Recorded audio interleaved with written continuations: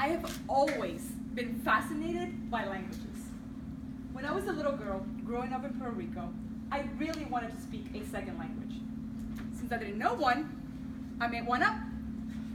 I would write down words on a sheet of paper in Spanish, and then I would read them back out loud, backwards, because that sounded foreign to me. Then I could pretend I was living in the United States and speaking English. Then one day, when I was 12, my dad sat me down and said, "Oye, Key, nos vamos a los Estados Unidos. Hey, Kitsy, we're moving to the United States. ¿De veras?" Yes, really. I was so excited. Finally, I would get to learn a real foreign language. What I didn't realize at this moment was just how much it would cost me to make this dream a reality. A year later, I was living in Florida, about to start the second half of 7th grade. By this time, I knew enough English to get by, but my vocabulary was very limited.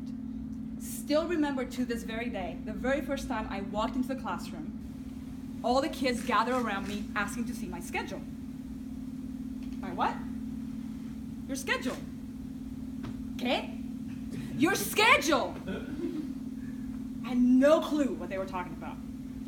But what I did know was that if I wanted to learn English quickly, full immersion was my only option. This meant only speaking English in school and not hanging out with any Spanish-speaking kids. At home, my dad spoke English to us, so we could learn English quicker. My immersion plan worked. Within 6 months, I was fluent in English. And then, you couldn't shut me up.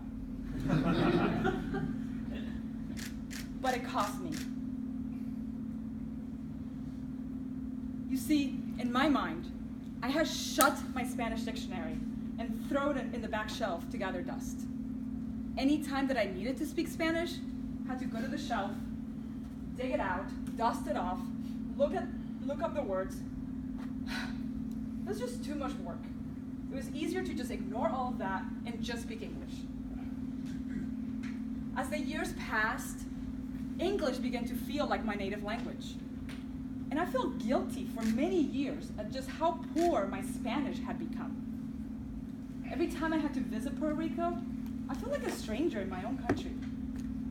And I just dreaded talking to family back home, especially my grandma. Every time that we would talk, I would forget a Spanish word, so I would switch to English. And she would say, "Ay, Vito, se le olvida." Ah, she's forgetting.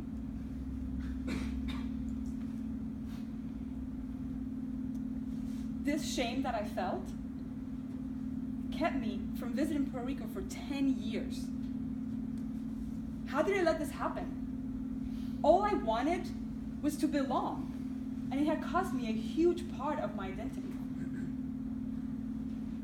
Finally, when I was 36, two of my grandparents died in the same year. While I was grieving their loss during that very hard year for me, I was also filled with regret that my shame had kept me from staying in touch with them while they were still alive.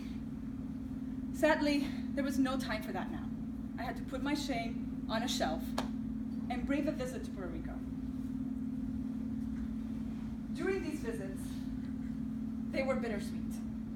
On the one hand, I was grieving the loss of my grandparents who had helped raise me until I was 12. But on the other hand, I got a chance to reconnect with family that I hadn't seen in over 10 years. And you know what? Once I dusted off that Spanish dictionary, I finally started to feel like I belonged again. These trips reminded me of where I came from and just how much I had to give up to get to this point in my life. And I realized that I could no longer pretend that Spanish and everything that it represents for me, the traditions, the culture, my family, aren't a part of who I am, a part of what makes Kitsy, Kitsy. Shortly after these visits, when I came back to the United States, I learned about the Spanish Bilingual Toastmasters Club that had recently chartered in San Francisco. When I heard that half their meeting is in Spanish, I thought, this is it. This is my chance to rediscover my native language and embrace who I really am. American, Boricua, bilingual. Just as I had fully immersed myself in English back when I moved here, I now need to immerse myself in Spanish. And it's working. Spanish no longer feels like a foreign language to me. And that dusty Spanish dictionary, it's right here, front and center, right next to my English dictionary. It's human nature for us to want to belong. But when we do, we risk losing a part of our identity, or as I did, suppressing it. But it's always within us. It took me 25 years to let go of all that shame and finally take steps to regain this part of my identity.